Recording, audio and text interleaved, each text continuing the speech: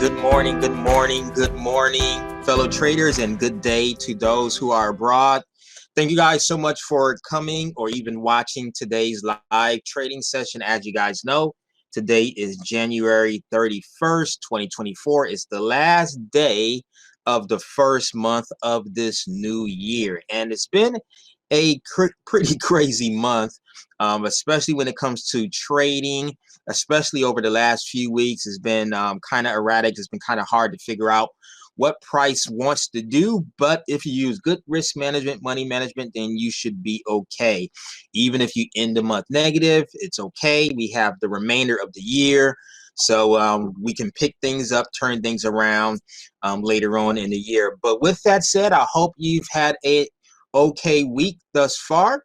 And what we're going to do, we're just going to go over a few pairs, and for some reason it was kind of hard for me. Well, it's not for some reason, but today was kind of difficult to really find momentum setups in the market, and there's a reason behind that. And one of the reasons is all the risk events that we have ahead of us. One of them being, of course, FOMC, which is later on today, Fed interest rate decision, which we all know commonly moves the market. But of course, that's the reason why, today it's kind of hard to really figure out what price wants to do. But for the most part, what we're going to do right now is do some top-down analysis, because when it's hard to figure out what price wants to do from a momentum perspective, then it's always good to look at things from a top-down perspective, so that you can get a bird's eye view of what the market typically wants to do.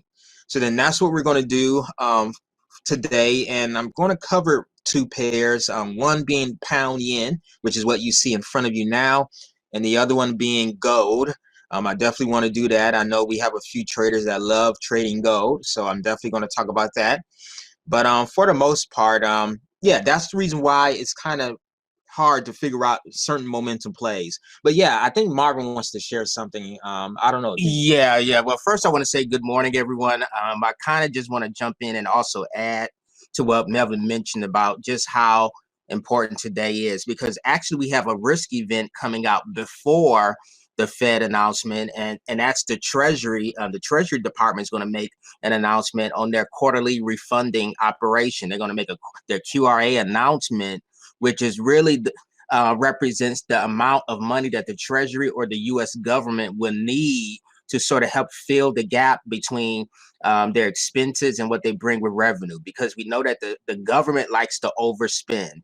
They like to spend more than what they bring in. So then this is going to be them announcing how much money they estimate to raise in fundraising in treasuries for this quarter from January to March. So then that's going to be coming out, or the details surrounding it is going to be coming out in about a little bit under 30 minutes, around 7:30 Central, 8:30 Eastern. So then we may get some volatility around that, but then we do know that they're going to pretty much shoot for a lower net borrowing amount.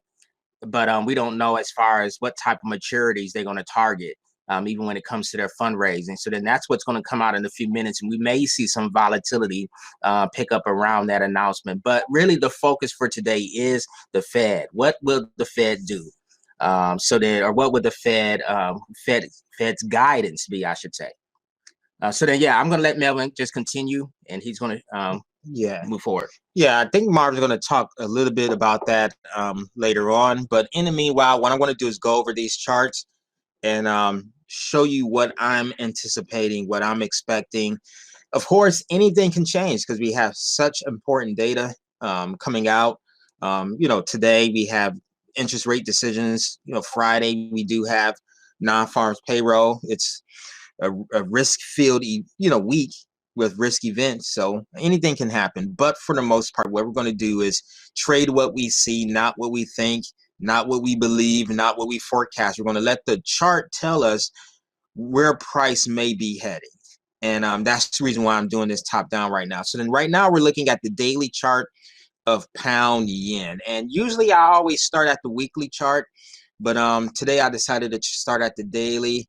I know certain traders they don't like going to the weekly chart. I love going to the weekly chart because you can get an idea of what price really wants to do. But for what we need to talk about now, the daily is good enough. We can just start there. So then right now we're looking at the daily. So then if you were analyzing this particular pair, what could you say is happening? Well, for starters, do we have a bullish bias or a bearish bias on the daily time frame? And of course, just looking at this, we know the obvious answer. It looks like it could be bullish, right? Price formed this impulsive move. We had this push up, then we had a correction, and then another push up. So we know it's bullish right now on the daily time frame. Remember, we have to keep our biases based on that particular time frame. Based on what we see on the daily, it's bullish. But if you look at a smaller time frame, we may be seeing something different. So then we know that we're bullish, but what we can see here is how the previous day's candle closed. We look at this candle right here, and we could see, if we just zoom in, we see this previous day's candle. This was Tuesday's candle. We can see that it closed with this nice long wick and small body to the top. I forget what this candle is called, but what this tells us is that there is some buyers positioned down here at the lows. But we see that for the past few days, we see that price was moving sideways. And it's sideways consolidation. I think I showed you guys the dollar index from yesterday, how it was moving sideways. Well, even the pound yen to some degree, we can see that each of these days was moving sideways. It was sideways price action for 1, 2, but really 1, 2, 3, 4, 5, 6, 7, 8. About 8 days, you could say, and then the price pushed down, but you can consider this part of that day. So about 8 to 9 days, we've seen sideways price action or sideways consolidation, and that's typical of the market. And that's why for these past few weeks in January, it's been difficult to really figure out what price wants to do. But for the most part, if you look from a higher time frame perspective, you can sort of get an idea of what price wants to do. But anyways, what we know from here is that we do have some buyers here. So then what I'm going to do is place a small, because I think we could modify it on the next time frame, but put a small zone right here where the buyers are. So then let me just color this green right here, and let me make sure this is visible on our other time frames. So we're going to put visibility. Okay, yep, it's visible. Okay, so then this is acting like we know that there's some demand here. Let me just say that. Okay, so we have some demand there, and also you could say, hey, we do have some supply up here as well. We have some supply up here as well. So we do have this range that's being formed, and you could take this a little bit further by doing something like this. We can draw this trend line. Well, I think we may be able to get a better version of this on when we drop down to a smaller time frame. But if we were to clone this, we can drag this here, and we have this right here. So then, we do have what appears to be this falling channel or this ascending channel on the pound yen on the daily. But you could see this a little bit better on a smaller time frame. But from the daily, you could sort of tell we're in the midst of this consolidation. We do have a more so of a bullish bias, but price has been rangy for the past 8 to 9 days. And what we need to know, what we need to happen in order to fully know whether we're going to get a daily expansion is a breakout of this consolidation. But in the meanwhile, what we can do is just trade the highs and lows. When price reaches the highs, look for sells. When price reaches the lows, look for buys. So then that's what we're going to do in the meanwhile. So then right now on the daily, we have this bullish long wick pin bar, you could say. And looks like there's momentum to the upside. Price came down to retest the zone, and now it seems like we're pushing up again. So then if we drop down to the 4 hour, what do we see on the 4 hour? Okay, so then this is the trend. This is the channel that we just drew in right here. It looks like things are okay. Let me delete these lines right here because I know we don't really need them, and I could delete this. We can redraw this order flow line again. Okay, so right now what we can do, we can sort of draw this out a little bit better and define these zones a little bit better. So then right here we have this area of demand. So then what I'm going to do is just drag this up to where these wicks are to close this body, right around here. We have supply right here, and we can modify that as well. Try that right here. So then we do have this zone, and what we do see right here, we see that price hit this channel support, and it hit this, which we know to be demand, of course, right now, and it started consolidating. We can see that price has been moving sideways right here for the most part.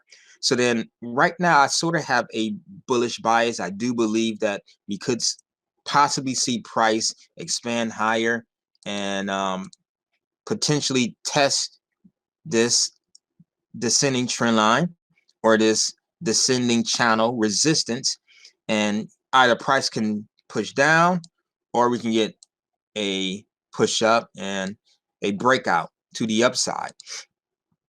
Because as you guys know, whenever you see a falling descending channel after a strong impulse move, then what this can indicate is what?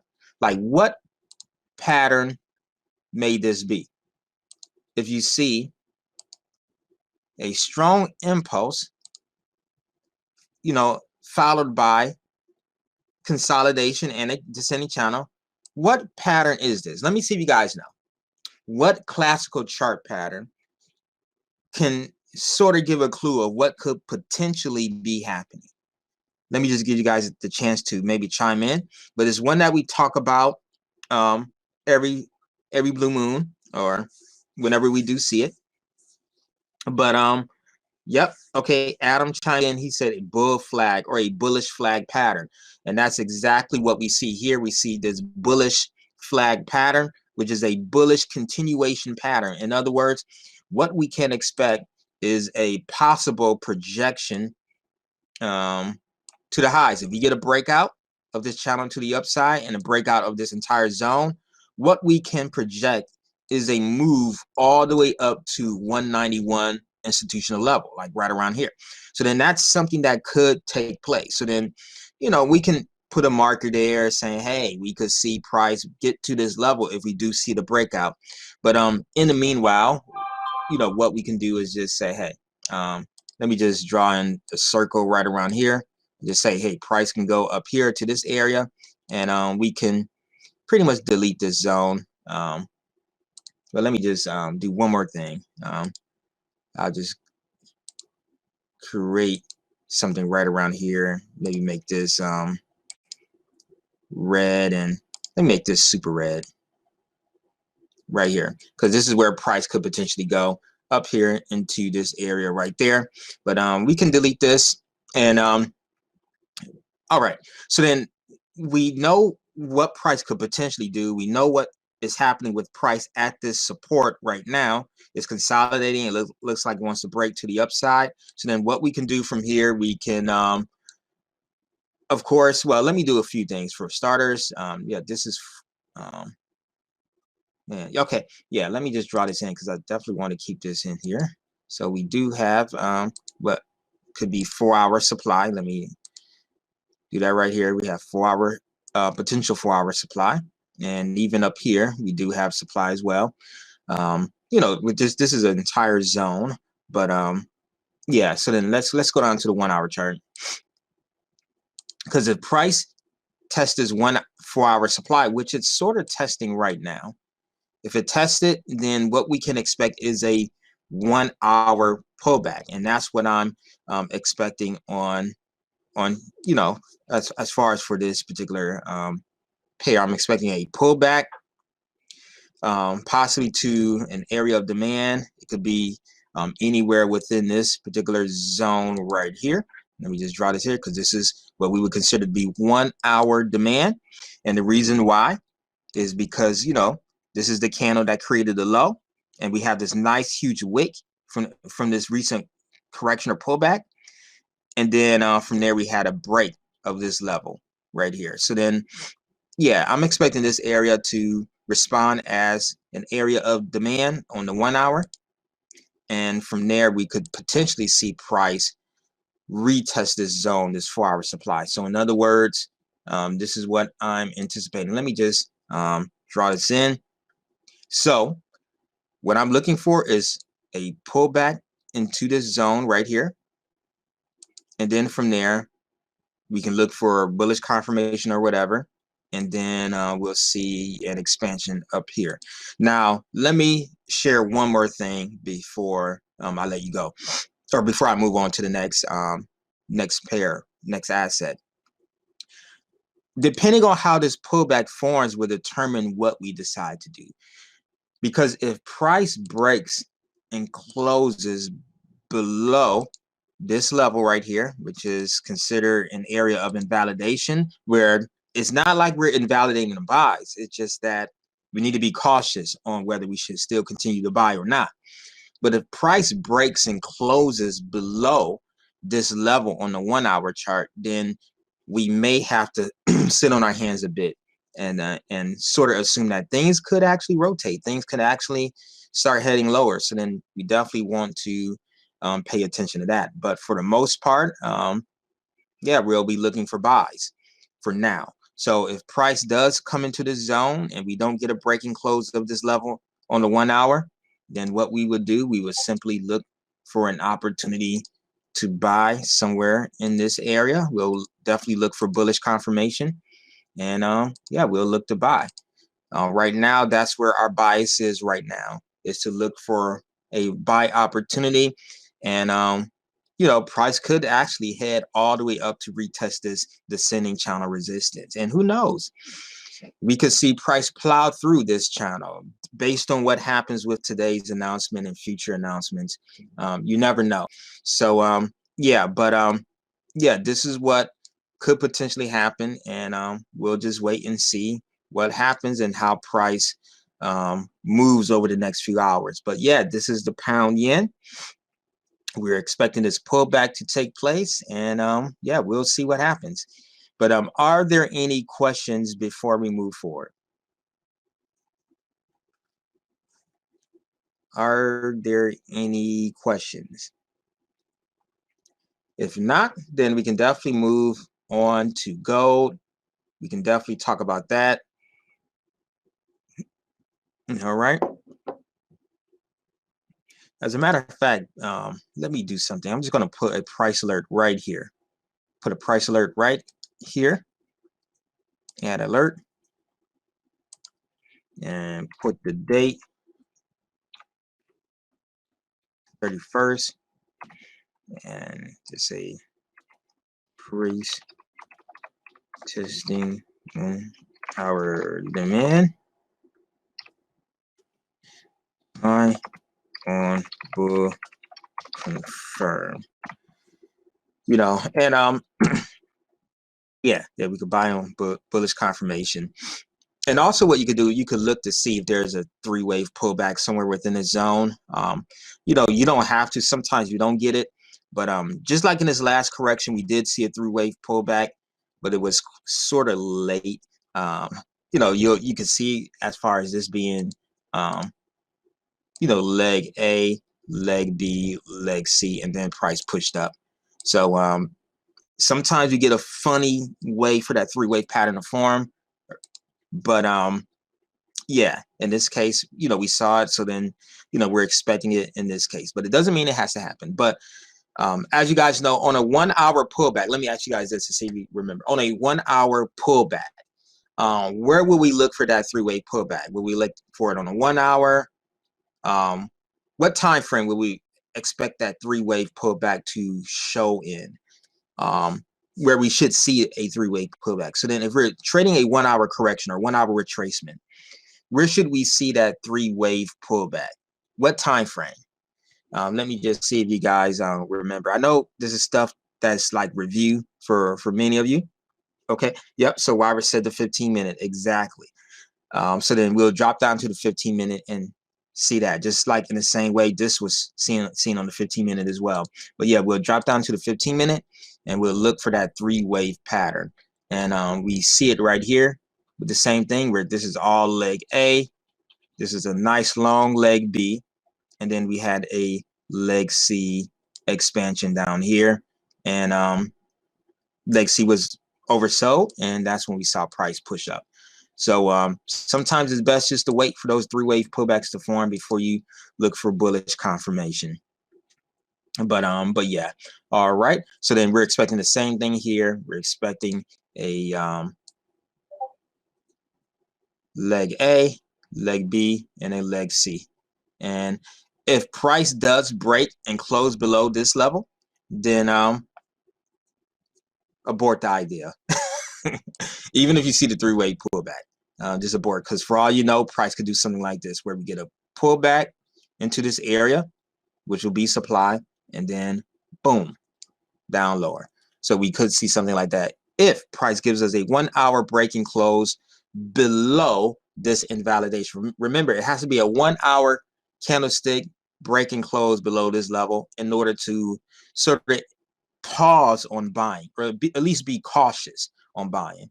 But in the meanwhile, we'll be looking for that 3-wave pullback and then an expansion up. So yep, and this will all be on the 15-minute chart or 10-minute chart, whatever time frame you love to watch or observe. But you need to see that 3-wave pullback. All right. Well, let me just take that back. You don't need to see it because sometimes it just does not happen. But you would like to see it. So but yeah. All right. Are there any questions? Going once, going twice? Okay. Well, I'll let you go. But yeah, look for that 3-wave pullback, because I know the pound yen is usually notorious for doing that, for doing the 3-wave pullback. You can see on every pullback, just about you'll see that 3-wave correction. Even for this one right here, this is a 1-hour correction higher before we saw a push lower. Let's see how that 1-hour correction formed. You know, on the 15-minute chart, this area, I can almost guarantee you see a 3-wave pullback. Let's see. Let me go. Yep. Yep. You see it. See the 3-wave pullback. You see. Yep. You see it. You see leg A, leg B, and leg C. And as soon as that happened, that's when you saw price collapse. Boom. And then it just kept going down. It broke, closed below, gave us another opportunity to enter right here at supply again, and then price fell down. But yeah, on the pound yen, it's notorious for doing 3-wave pullbacks. And that's the reason why a lot of people, you know, they don't do as well on the pound yen, because they're not familiar with the 3-wave correction.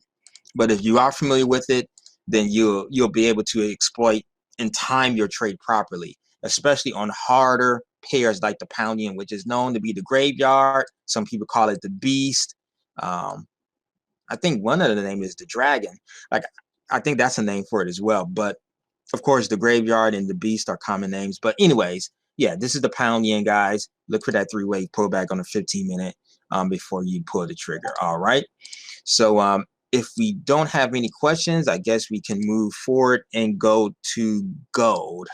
All right. So then let's do that right now. Let's go to gold. And let's go to, well, let me do one more thing. Let me put an alert down here for this invalidation before I forget.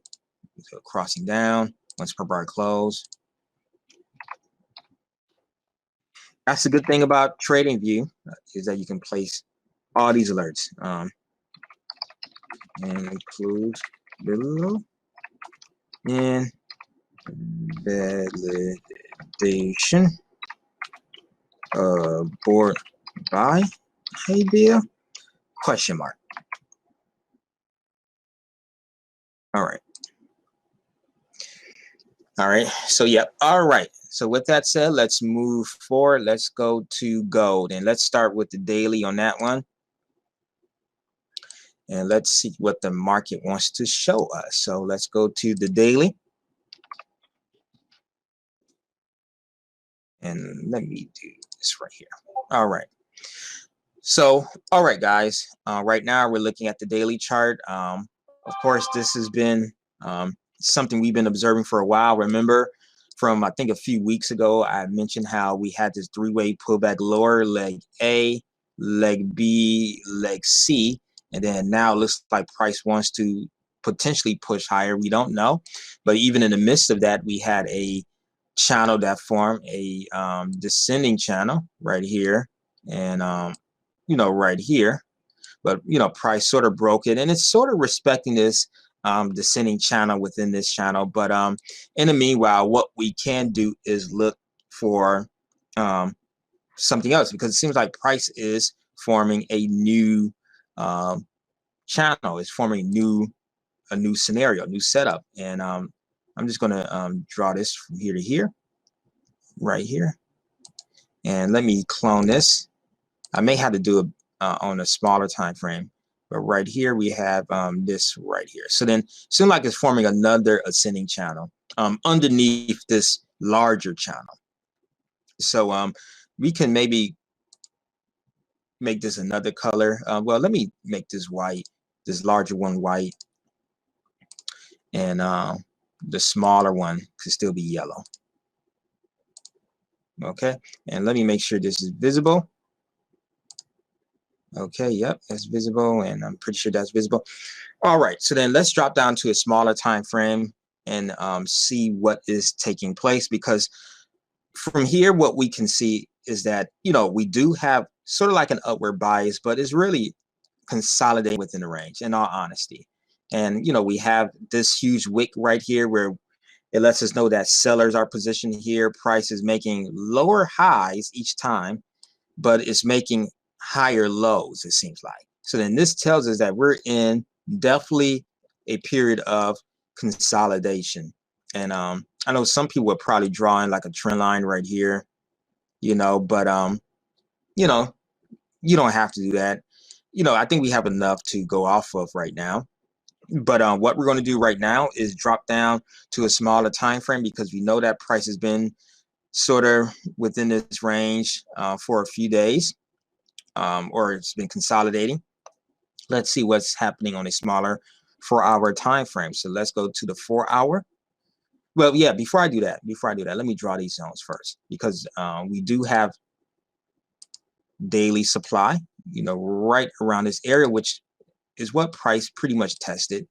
We have this supply area right here, and we do have some demand right down here. So let me just put that up first before we move forward. You have this demand right here. Okay, and then we can, I'll just leave it like that. All right, so then let's drop down. So then from here, we're going to go down to the 4-hour time frame, and we see things a bit more clear on the 4-hour. Let me actually get rid of this. We don't need this anymore. So right there. Okay, and let me get rid of this. All right. All right. And I guess, yeah, we can keep this right here. All right. So, okay. So what we see right here, we see price within this channel, and this can be quite confusing. Let me make this visible on only on the daily, just to prevent any confusion from taking place. So let me do that. Make this, turn this off on here and here. Okay. So we can see here that we're within this this ascending channel that has formed on the 4-hour chart. All right, we're in the midst of this channel, and we see that price is looking bullish right now on the 4-hour. It's looking quite bullish, but we have supply up here, but we also have some demand down here also on the 4-hour. So then we can definitely draw that in. And what we have right now is just total wait and see mode, really, when it comes to gold. Price can break to the upside or it can break to the downside. So then that's what we're expecting right now. But if it breaks to the downside, like if it breaks this trend line to the downside, then we can definitely expect, a sell-off. However, we do have this demand down here. Is this, kind of hard to read what's happening with gold. But for the most part, we do have this pullback into this area of demand. Price looks like it wants to test the highs. Let's go down to the 1 hour, see what's happening. Okay, so this is the 1 hour chart. We do have price pushing down. It looks like it's grinding its way up to the highs, but the reason why it's grinding its way up to the highs is because we have this zone as supply right now. Price can reverse anywhere within this zone because we have this strong imbalance candle right here, this strong displacement candle right here, which means that this whole zone is a zone of, we can consider this 1 hour supply. So then anywhere within this zone, we could see price rotate. But based on the announcement, it will, like, it all depends on what the announcement gives us, but we can see price push into this zone and then slow down, and then rotate and head lower.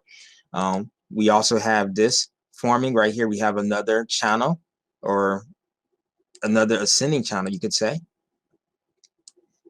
after this strong move lower, which means that we have what? What is this called? I know we talked about it before, but this is the opposite end of that. So remember, on the pound yen, we saw a strong move to the upside and we saw a descending channel. Right now, for gold, we see the strong move lower and we see this ascending channel. So then what classical chart pattern is that?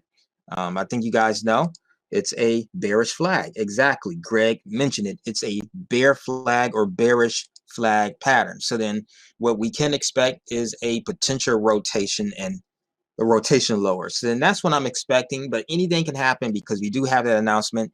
But either price will rotate now and push down, because typically what we see, usually we see a three-wave pullback within the channel. We see a leg A, leg B, a leg C, and that's what's forming right now. I don't know if you guys can see it.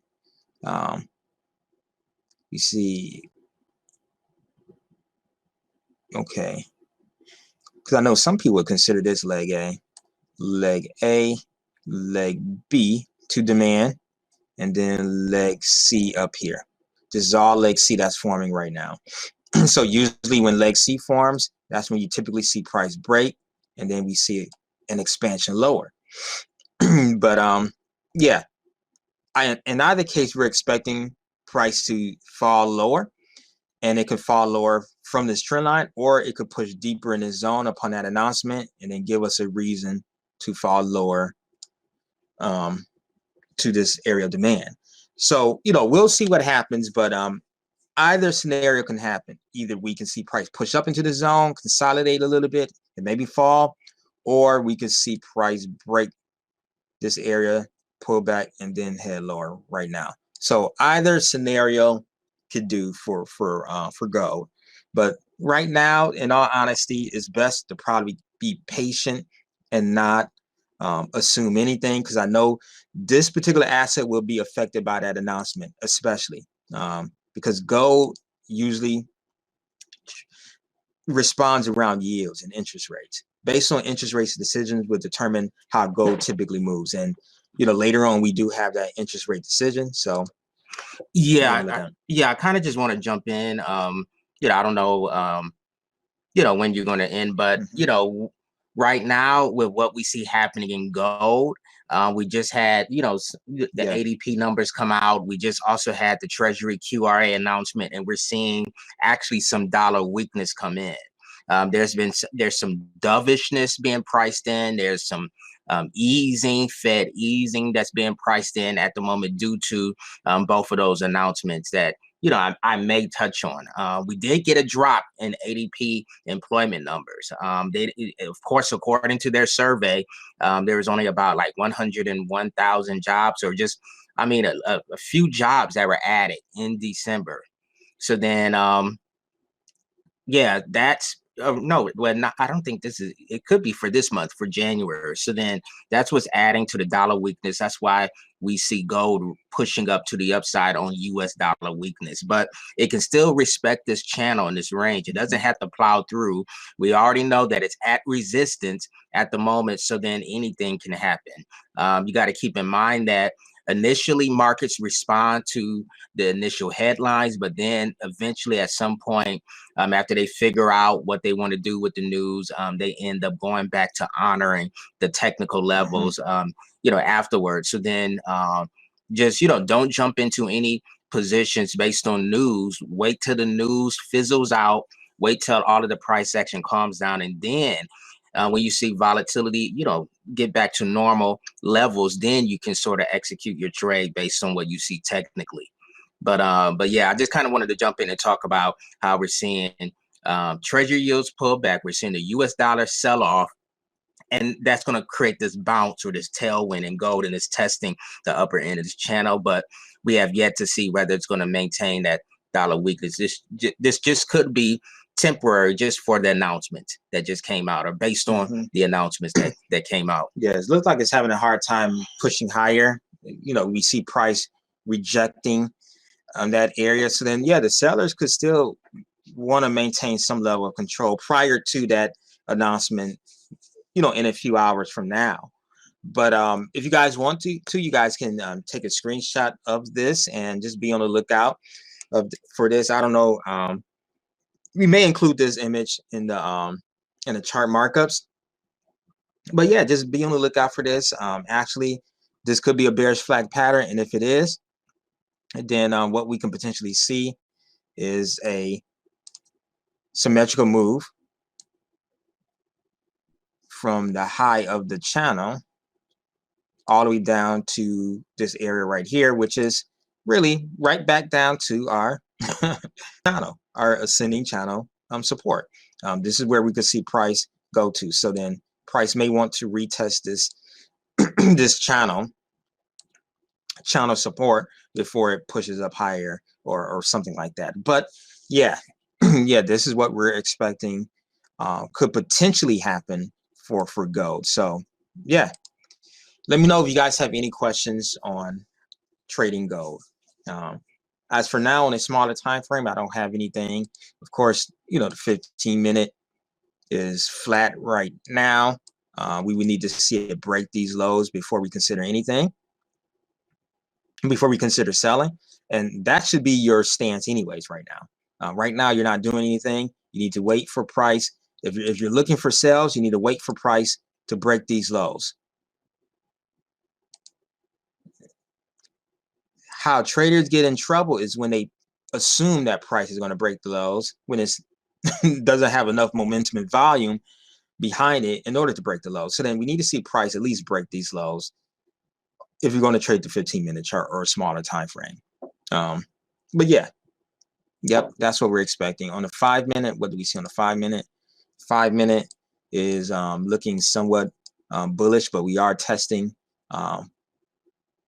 these highs up here. So then you definitely need to see price break and close above these highs if you're going to look for buys. But in the meanwhile, just sit on your hands. Don't do anything. That's the best way to play today, in all honesty, is just to sit around for a little bit and just wait for certain things to happen before you actually get involved. All right. So with that said, what I'm going to do, I'm going to pass the mic over to Marvin, and he's going to talk about what's been happening fundamentally, macroeconomically, all that good stuff. All right. All right. So yeah, I'm going to sort of do my best to sort of cover what I feel like you guys may need to just be watchful of or aware of ahead of the Fed announcement, or even during the Fed announcement. Because the key is, even when interpreting this macro data, like, we know that we don't trade off this information, or we don't react to what we feel like the headlines or the numbers should be, but we sort of wait a while. We sort of see if what was announced confirms what we may have already planned is happening in the market when you look at things technically. So then it's more of a reactionary thing. Like, we react to the news, we react to the market's reaction of the Fed news or any macro news that comes out. So then what I first want to do, I want to touch on just kind of where we are in stock markets. Like, how has the stock market been trading this year? So then what I'm going to do, I'm going to pull up the different, indices. For 2024? Yeah, for 2024. Yeah, just, but in general, just pretty much looking at the trend and just seeing where stock markets are at. So then let's go to the SPX right here, and let's go to the daily chart. Yes, in the range price. So then we can see here that for the long haul, the stock market in general, this is the S&P 500.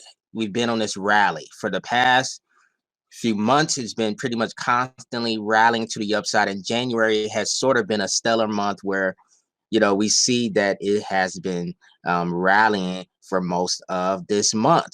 You know, see this impulse here, this whole impulse is just pretty much January. So then let me just pull up another window here, and let me just pull up the let me pull up the Dow DJI right here, and then let's do the daily chart.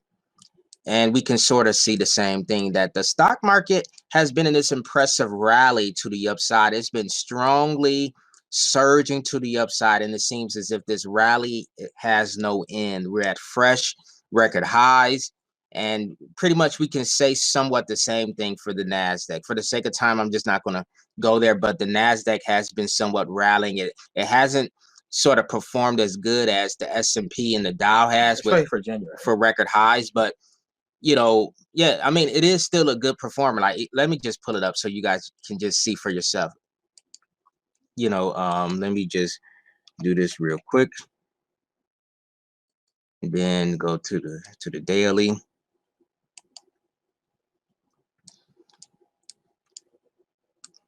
And you can still see that it's still, you know, at record highs, but you can tell that recently it's been sort of, you know, leveling off. We've been seeing this consolidation at the top.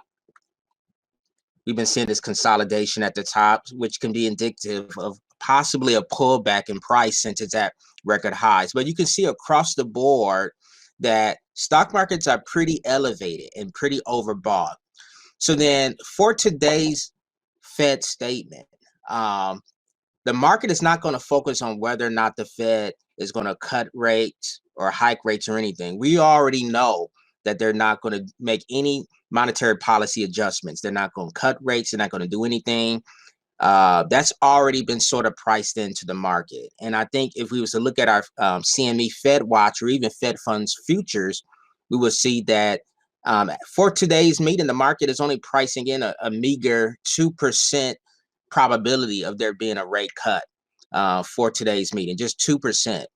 And, you know, we know in like May, like the month of May, like April and May, the market is pricing in roughly a 78% probability of a rate cut. So then we already know that right now the market's expectation for rate cuts is not, you know, for this particular meeting in January, but it's for future meetings. So then, yeah, so wait, let me just do that right now. I'm just going to take you guys to the Fed Watch tool so you can just see that for yourself. So then I'm going to do this real quick, and let me see, this is not coming up. Okay, right here. Okay, so let me just type in CME Fed Watch tool right here, and go to it. So then the CME Fed Watch tool is just really more, how can I say it? It's more cleaner plotting of the Fed funds future of ZQ contracts. And as you can see for this meeting, for the January 31st meeting, there's a nearly 100% chance that the market or the Fed is going to keep rates within the current target range of 5.25% to 5.5%. And there's a meager 2% likelihood of the Fed you know, cutting.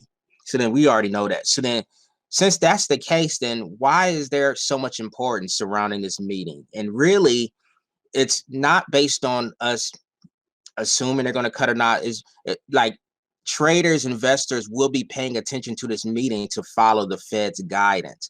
What will they be communicating in their statement? And will they say anything that will break that rally and break the stock market? So then that is the reason why investors, economists are paying close attention to what the Fed is going to do, because will they say anything that will cause that will pull the rug out from under the stock market, that will cause the stock market to tank and tumble, because it's been in this impressive rally, and it's been rallying even when some of the dovishness has been priced out of the market. Because earlier last year, like around November, you remember the market had anticipated that there was going to be between 6 to 7 rate cuts in 2024. But recently, that's sort of been dialed down, and we're only where the market is expecting only about 5 rate cuts for 2024. So even though the market dialed down rate cuts, which means that the interest rate, the Fed funds rate, is going to be a little bit higher than what the market previously anticipated, we still continue to see the stock market rally. We still continue to see the stock market break out in record highs. So then what traders will be doing today, they'll be paying attention to the Fed. They'll be reading the statement to see if they're going to say anything about the inflation narrative. And are they aware that inflation has been coming down? And is it in alignment with the Fed's objectives or what their plan is? And we know that the Fed, one of their dual mandates is to maintain price stability, which means to maintain inflation within the 2% target. And that's what they're trying to do. They're trying to adjust monetary policy to get inflation closer and closer down to its 2% target. And we know that they're almost there, because when we saw from the PCE numbers and inflation prints from last week, we saw that inflation came down to like close to like 2.7, 2.8% on an annualized basis. So then they've pretty much already sort of fulfilled their objective, according to what the headlines say, without them having to crush and destroy the market. We haven't seen signs of inflation show up, even though pockets of the economy or pockets of the market are experiencing inflation. We haven't seen, recession. I'm sorry, but we haven't seen, recession on a broader scale kind of impact the economy. We've still been seeing a stronger labor market. We've still been seeing inflation cool off. So if anything, this is a Goldilocks scenario and signs of a soft landing that we see happening in the U.S. economy. So then for today, traders will be focused on that from the Fed, on whether or not their guidance is going to suggest that the Fed has done their job and performed their job well. So then we just saw the stock indices that they're strongly bullish. We're going to see if the Fed will say anything for their first policy meeting in 2024 that would break stock markets and bring stock indices lower, since it's pretty overbought at the moment. But the next thing we want to look at when we're trying to study what price is doing, what assets are doing ahead of the announcement, is we want to look at the dollar. So then what I'm going to do, I'm going to pull up the Dixie right here. This is the US dollar index, and we're just going to take a look at what the US dollar index is doing. And as you guys can see, the dollar has somewhat been trading sideways within a range ahead of this announcement. It's been sort of been locked in, consolidating, which is really indicative of market indecision. There's market uncertainty. It can go either way. But yeah, like there's a possibility that we'll see a breakout of this range at 2 p.m. Eastern, or whenever the Fed statement is released. And we gotta pay attention to what side of the market, what side of the breakout that we'll see the dollar in. Would it break out to the upside, or would it break lower and break down to the downside? So then this is the dollar's pre-positioning at the moment. As you can see for today on the intraday perspective, you can see that the dollar has been selling off. Let me just go to the 15-minute chart, and we could just see here that the Dixie is weaker and has been selling off due to the news that I pointed out earlier. We had some data came out from the ADP and even Treasury QRA, and at the moment we see the dollar selling off. So this is the current pre-positioning ahead of the announcement. Now, we don't know how long this sell-off will continue, but it's interesting to see this nature of sell-off leading up to the Fed interest rate decision. Usually we'll see the market sort of withhold their response or their movement or trades in the dollar until after the Fed releases their statement. But yeah, like the ADP payrolls number came out. It came out weaker than expected. So then often that can be a harbinger or a canary in the coal mine of what we'll see with the non-farms payroll report on Friday, where we see weaker jobs numbers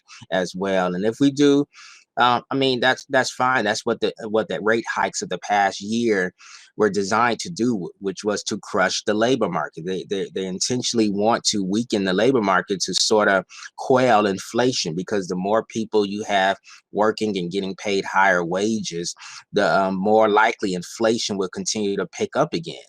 So then, it's not that there isn't any employment growth, because there was jobs added, but it's at a lower and slower pace, which is fine for the Fed as long as they meet their target of 2% inflation.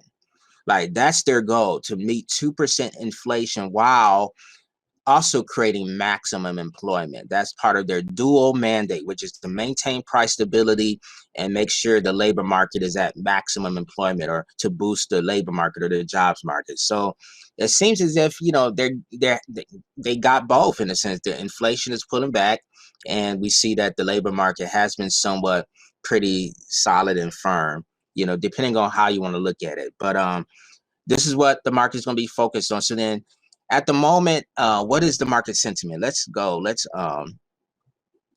But yeah, there's a lot that I can touch. I don't want to bore you guys too much longer, because there's a few charts that I can bring up. But for the sake of time, I'm just going to go to FinViz, which is one of our favorite sites that we like to go to when we want a snapshot of the market. And I think we have this up here. This is one of the tabs, but this is the Forex tab. And we could see that for the Forex market, or currencies markets in general, you could see that there's not as much conviction. It's like the markets are sort of flat, mixed, muted. There's not as much directionality. And that's because of the risk events that's coming out later this afternoon. So then that's also can be a sign, like for some of you guys, you may prefer to say, well, let me just stay out of the market. Since there's no conviction in currencies, let me stay out. We do see some conviction in oil and in gold. We see oil prices sliding lower a little bit, and then we see gold picking up on that dollar weakness. And we also see Bitcoin right here actually scaling back, as well, and pulling back. But let's go to the futures heat map, which, I wanted to talk about. And you can see that in the futures heat map, it's fairly mixed as well. There's like mixed sentiment. We have the Dow sort of keeping its head above water, staying in positive territory. We have the S&P and NASDAQ slightly negative for the session. The NASDAQ is down 171 points. And a lot of that could be also due to what we saw with the big tech earnings from last night, from the post market. Even though the numbers didn't come out too bad, some of the reports actually beat market forecasts. But we saw that those particular stocks continue to sell off, or they did sell off on this sell the news reaction. It was like buy the rumor, sell the news reaction. Even though the data prints, the earnings data wasn't really too bad at all. If anything, they were pretty decent. We still saw this sell-off in Microsoft. We still saw the sell-off in Alphabet, which is Google's parent company, and some of the other big tech stocks.